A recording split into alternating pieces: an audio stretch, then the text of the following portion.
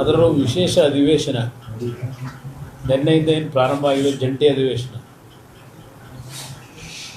ಅದರ ಒಂದು ನಾಟಕೀಯವಾದ ಬೆಳವಣಿಗೆಗಳನ್ನು ನೀವೆಲ್ಲ ನೋಡ್ತಾ ಇದ್ದೀರಿ. ನಿನ್ನೆ ದಿನ ನಡೆದಿರ್ತಕ್ಕಂಥ ಘಟನೆ ಪ್ರಥಮ ಬಾರಿಗೆ ನಡೆದಿರ್ತಕ್ಕಂಥದ್ದು ಏನಲ್ಲ. ಬಹುಶಃ ನಾನು ಇದೇ ಮುಖ್ಯಮಂತ್ರಿಗಳಿಗೆ ನೆನಪಿಸ್ಕೊಡ್ತೇನೆ. ಜೆ ಎಚ್ ಪಟೇಲ್ ಅವರು ಮುಖ್ಯಮಂತ್ರಿಗಳು, ಇವರು ಉಪಮುಖ್ಯಮಂತ್ರಿ.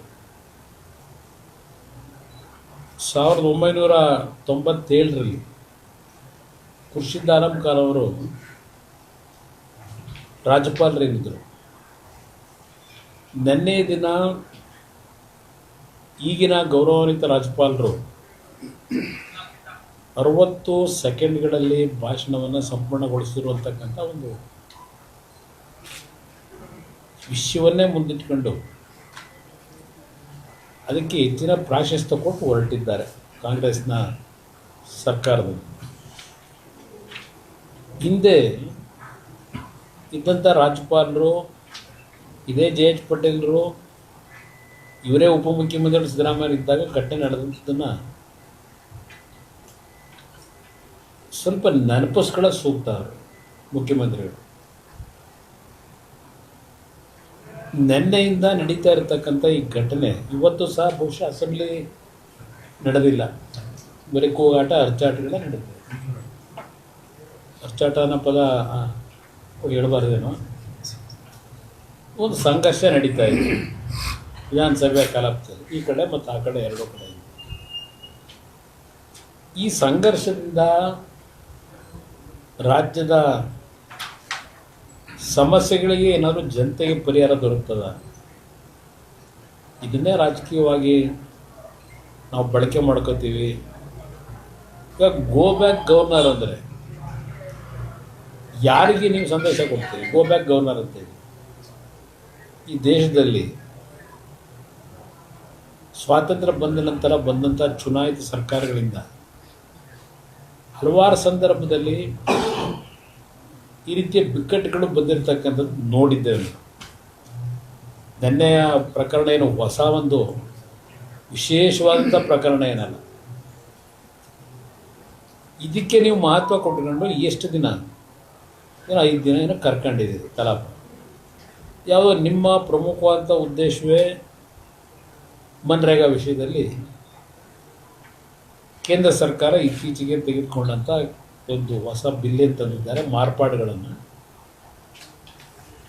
ಅದು ದಲಿತ ವಿರೋಧಿ, ಅವರಿಗೆ ಬರದೇ. ಅದು ಯಾವುದೇ ವಿಷಯಗಳು ಬಂದರೂ ದಲಿತ ವಿರೋಧಿ. ಆ ಪದ ಅವರಿಗೆ ಒಂದು ರೀತಿಯಲ್ಲಿ ಪ್ರಿಯ ಅಂತ ಹೇಳಲ್ಲ. ಆ ಮುಗ್ಧ ಜನರ ಬದುಕಿನ ಜೊತೆ ಚೆಲ್ಲಾಟ ಆಡ್ಕೊಂಡು ಬಂದಿದ್ದಾರೆ ಇಲ್ಲಿವರೆಗೆ. ಆ ಪದವನ್ನು ಉಪಯೋಗ ಮಾಡಿಕೊಂಡು